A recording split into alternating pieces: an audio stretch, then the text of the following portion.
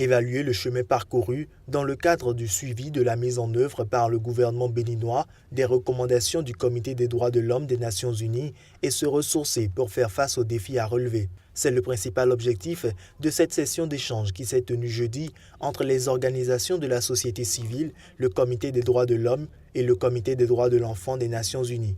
Initiée par l'ONG Changement Social Bénin, cette séance est l'occasion d'échanger sur les initiatives entreprises dans le cadre de l'exécution du plan d'action national. Nous avons accueilli ces éminentes personnalités au Bénin qui ont pour objectif en fait de rencontrer au plus haut niveau les autorités politiques et administratives du Bénin, interagir avec les OSC et au niveau pays par rapport à la mise en œuvre des recommandations, par rapport au suivi qu'elles font des recommandations, et aussi voir dans quelle mesure, en synergie avec les PTF ici sur place, et on peut avoir un meilleur accompagnement des actions tant du gouvernement que des OSC. Pour le directeur du Centre pour les droits civils et politiques, les efforts fournis par le Bénin ces dernières années en matière de protection des droits humains et de l'enfant en particulier sont à saluer. C'est une mission importante parce que c'est la première fois dans l'histoire des comités que la mission se déroule avec 2 membres de 2 comités différents, étant entendu que le Bénin était passé devant également ce comité des droits de l'enfant et le comité des droits de l'homme. Nous avons pu toucher de près les différentes recommandations, les différentes problématiques liées aux droits de l'enfant. Et durant cette mission, nous allons aussi continuer sur les questions des droits civils et politiques, plus en détail. Le Centre pour les droits civils et politiques, basé à Genève, sert d'auxiliaire au Comité des droits de l'homme et assure la coordination et l'intermédiation entre le dit comité et les ONG du monde entier à l'occasion des examens périodiques des États. Le rapport de son suivi du Bénin est attendu pour octobre prochain et sera essentiellement axé sur la mise en œuvre de la Commission nationale et des objectifs de développement durable ODD en matière de respect des droits de l'homme. À quand la fin de la crise post-électorale au Gabon? Une mission de l'Union africaine qui était annoncée pour vendredi à Libreville a été reportée sine die. Selon le ministre des Affaires étrangères qui s'est prononcé jeudi lors d'une conférence de presse, la raison est relative à l'agenda des chefs d'État. Le président Déby souhaitait venir accompagné d'un certain nombre de chefs d'État au Gabon pour faire mener des actions de bons offices.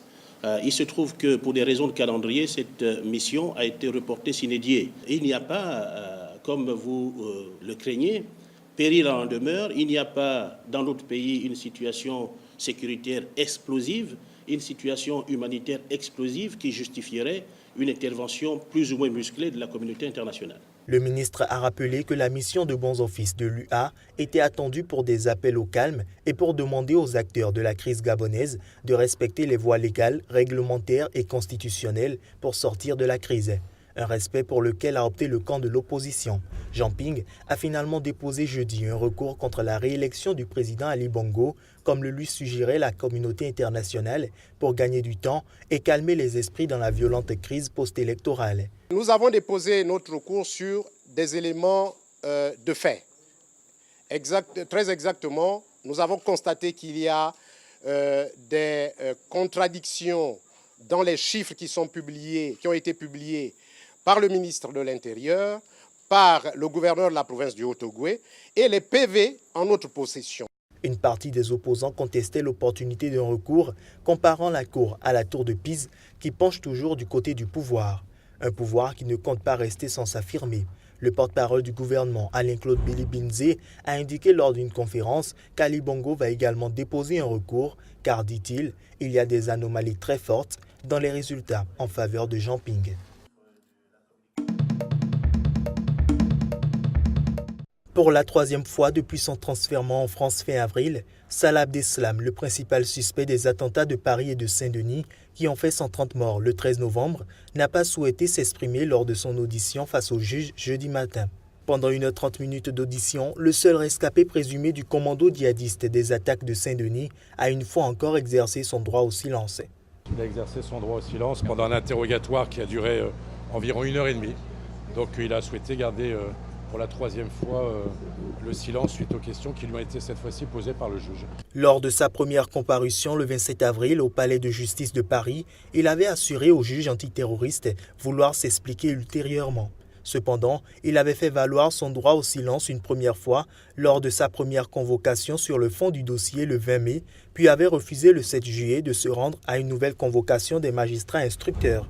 Son avocat Frank Berton a lié ce mutisme à sa vidéosurveillance permanente à Fleury-Mérogis, où le détenu le plus surveillé de France est incarcéré à l'isolement. Pour éviter toute tentative d'évasion ou de suicide, Abdeslam est filmé par 2 caméras dans sa cellule et par d'autres dans sa salle de sport et pour ses promenades.